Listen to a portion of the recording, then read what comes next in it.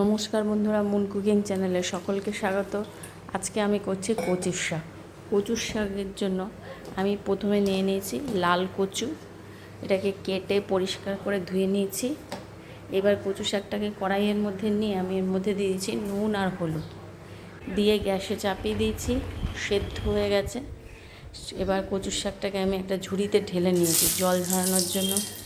এবার কড়াইয়ে তেলের ওপরে দিয়েছি তেজপাতা আর জিরে আর পাঁচফোড়ন দিয়ে আমি এর মধ্যে দিয়ে দিচ্ছি চিংড়ি মাছ, এটা নুন হলুদ মাখানো আর ছোট ছোট করে কুচনো নারকেল দিয়ে ভালো করে এটা লাল করে ভেজেছি। লাল করে ভাজার পর আমি দিয়ে দিচ্ছি সেদ্ধ করে রাখা কচুর শাক। কচুর শাক দিয়ে এটাকে ভালো করে নাড়তে হবে, জলটা যাতে একটু ভালো করে শুকিয়ে যায়। এবার আমি শিলনোড়ায় নিয়ে নিয়েছি আদা, মৌরি, কাঁচা লঙ্কা, জিরে। এটাকে শিলনোড়ায় বেটে নেব। এদিকে নিয়ে কচু শাকে এবার দিচ্ছি হলুদ আর নুন দিয়ে আবার কিছুক্ষণ এটাকে কষিয়ে নেব। এবার বেটে রাখা মশলা দিয়ে ভালো করে এটাকে সাঁতলাতে হবে।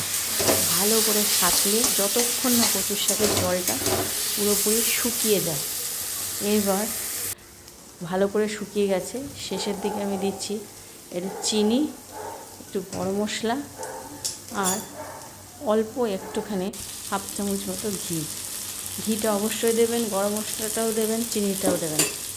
ভালো করে নেড়ে এটাকে হয়ে গেছে আমার কচুর শাক। যদি ভিডিওটা ভালো লাগে লাইক করবেন, শেয়ার করবেন, সাবস্ক্রাইব করবেন।